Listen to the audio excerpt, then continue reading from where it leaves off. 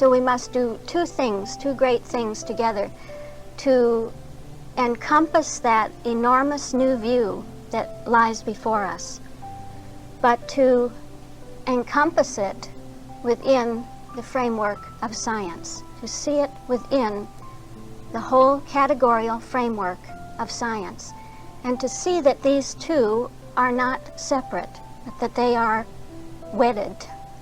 The bigness of the idea, the newness of the idea, the greatness of it is one with the structure of science, the structure of being itself. So as you were saying that to go out from the problem sets the problem up as something in addition to the divine, that I have the problem, I look at it, what is my solution? It's in the divine, it's over here, and I have a duality, and then I have to figure out how to get from the problem into the divine realm, into the field, which somehow includes the answer to that problem. And I read back, I read from the problem. I just look at what I think the problem is, which it never is anyway. It never is that. Yeah. The problem is in the system. The so-called problem is nested in the system. It's a beautiful aspect of the system. It's positive in every way. In all that looks negative about it, it is positive in every way. And so if I don't want to set up that duality, if I don't want to continually live in a dualiverse instead of a universe, in a double standard environment and existence where I have constantly two things going on, and most of what's going on is negative, but somewhere over here is the Christian Science, and Christian Science is supposed to save us and help us and heal us and deliver us. And so I go to Christian Science. I think prayer says, come out from the science of being within you. Come out from what your Father knows. Because then you begin to reinterpret the problem from the divine standpoint, and you see that the problem is what you need. That the problem is the Father, isn't it? The problem is the answer, yes.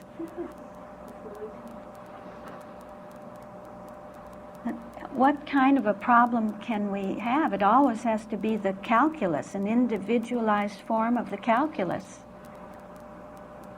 to be seen, that hasn't been seen yet, hasn't been understood yet as what it is. This is why we say, oh, chaos. How can chaos be order? And all the while, that which looks like chaos is that super order, that complexity, that higher order, which when understood is order and not chaos. So as you say, the problem is the solution, unseen, not yet seen. Yeah.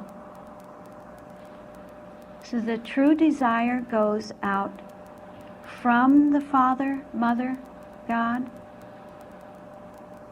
through the Father, Mother, God, to the Father, Mother, God, and consequently the whole field of consciousness is a field of perfection that is one with that Father, Mother, one with that divine principle, love.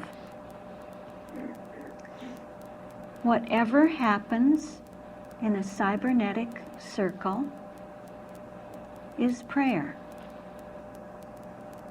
Isn't that beautiful?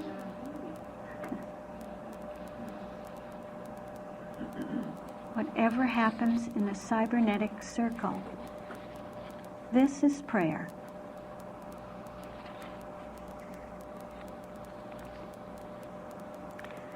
All right, now we can go to the introduction to the chapter,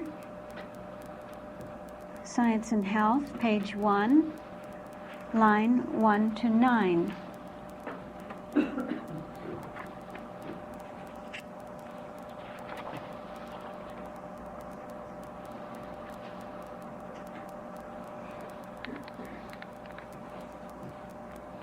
And let us take the epitome.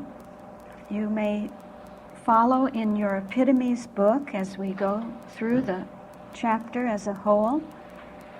And if we take the, this would be the epitomes for the scientific interpretation of the Christian Science textbook by Max Kapler. And you see that the epitome for the chapter as a whole is what? That prayer is a spiritual understanding of God, which, through unselfed love, brings us into unity with the perfect nature of God. Well, we feel that, don't we? After having seen those two scriptural notes correctly, we feel that this certainly is the super epitome for prayer. That it's a spiritual understanding of God. That spiritual understanding implies unselfed love, and that unselfed love is bringing us into unity with the nature of God, which is completely and wholly perfect.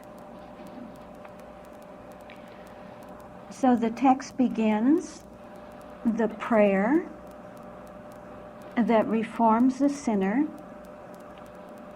And I look at that term prayer, if I'm looking carefully at everything that is being said, the prayer, what is a prayer?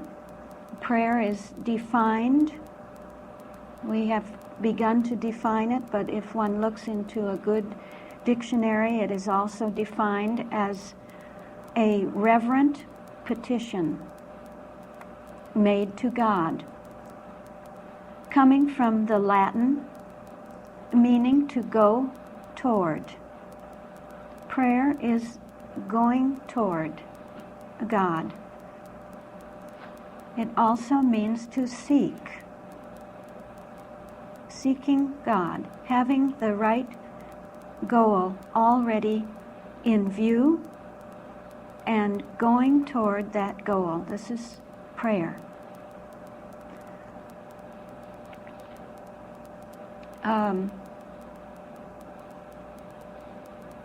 Yes. So, that prayer, the right prayer that reforms the sinner, and the moment I see that term reform, I see the indication of a cybernetic process, that apparently the prayer that we want is a cybernetic prayer, and that it works cybernetically. It is going to reform, meaning to correct an error, the correction of error. So that reforming is indicating that my prayer, my cybernetic prayer, will have an activity, an operation, a function of negative feedback, of homeostasis, that is going to improve something by changing it, by correcting it. It's reforming what? The sinner. And the sinner is the wrongdoer. But if we lift that into cybernetics, if we can take it out of its religious sense, the religious sense within us, and lift it into the cybernetic sense, we see that the sinner is just whatever is deviating from the divine cybernetic course. From the course set by the cyberneter. And so the true prayer is going to correct any deviation in the course of our consciousness. And it is going to heal. It heals. To heal is another cybernetic process. It is the restoring to health, the bringing back again to health or to spiritual wholeness. It means to set aright, to repair. Remember when we were looking at the autopoietic system, we said it is able to repair itself?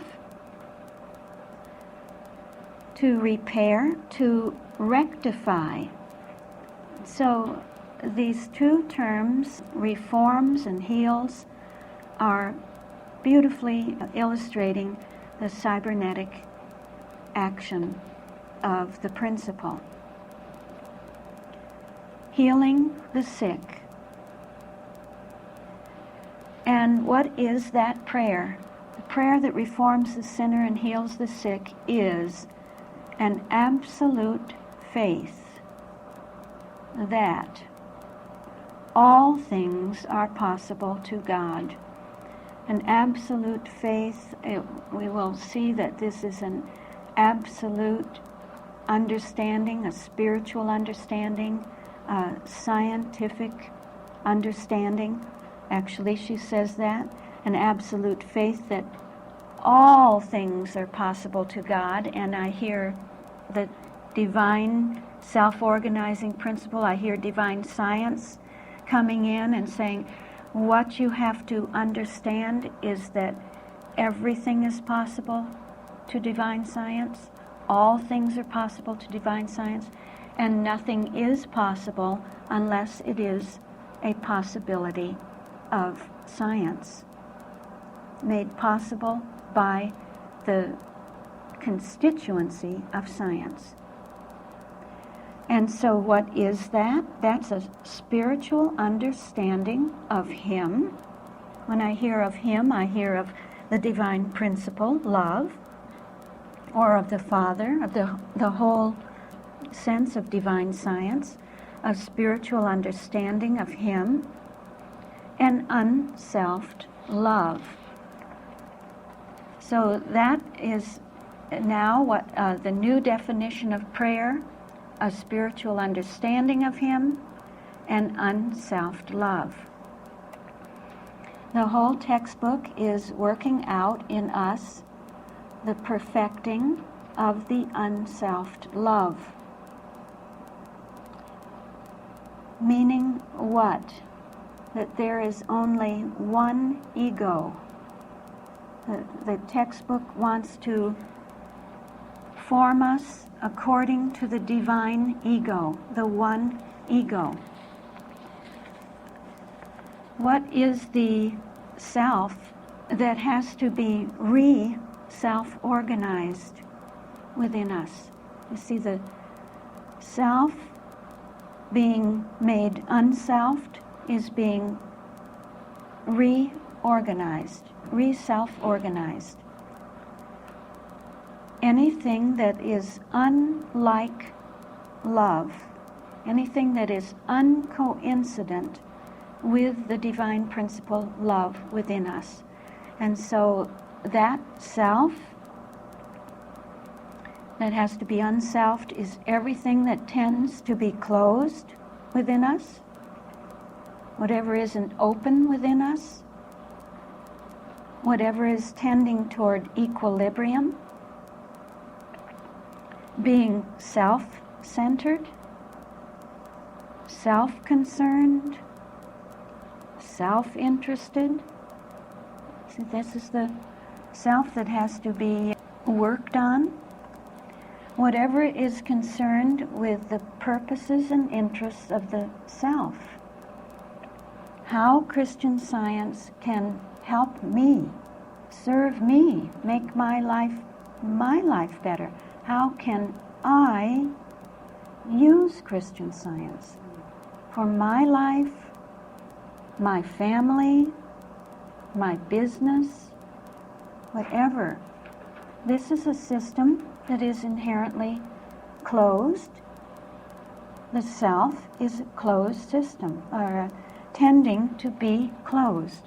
That's the little I, or the little ego.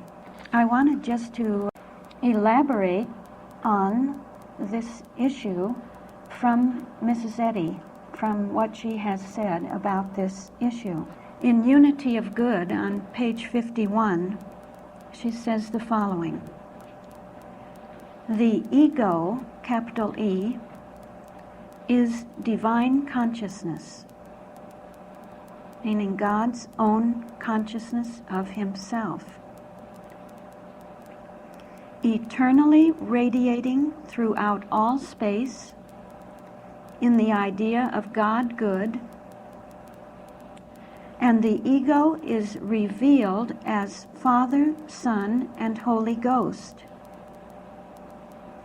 But the full truth is found only in divine science. That's very beautiful, because it's as though she's saying, well, that the Bible has revealed the ego, capital E, as Father, Son, and Holy Ghost. But she says the full truth is found only in divine science, where we see God as life, truth, and love. In the scientific relation of man to God, man is reflected not as human soul, but as the divine ideal whose soul is God.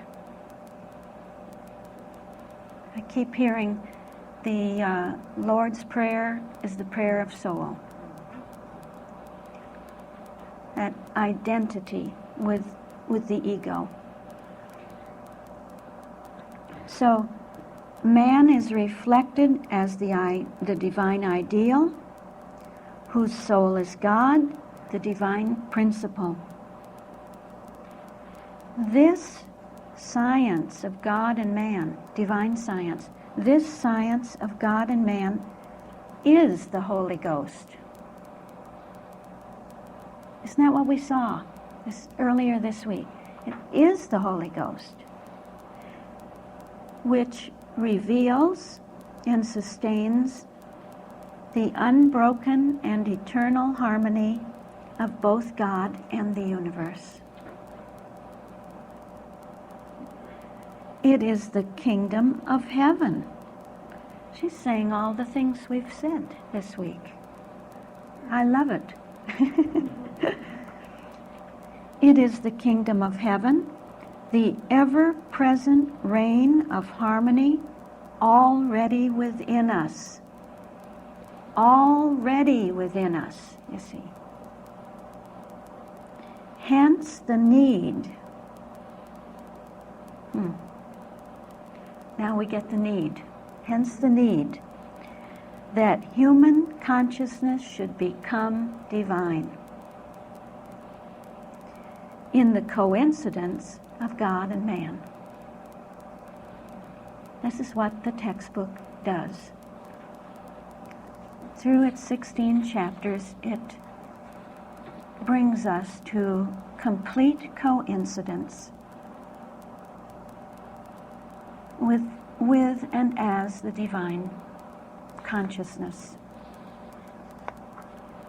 On divine science, on the level of divine science, that one ego, which is the infinite closed system, and contains within itself all openness, contains within itself absolute Christian Science and Christian Science, all open systems, is working on any system, any state of consciousness which is not yet ideally open, but which is working out its openness. This is the ego working on our ego to resolve the personal I, to take the personal I out of it. And so everything that goes against this ideal, an ideal state of openness, anything that goes against what we are as idea, as ideational being, that's the self. The self is what goes against it, what must be resolved. The unreformed I. The divine science, the divine self-organizing principle is working on that and will bring us finally to our ideahood, to the point of being what we are, through a way of becoming what we are. In Miscellaneous Writings on page 196, she writes, the I, capital I, will go to the Father. How do we go to the Father? Really, the 16 chapters show us the way of going to the Father.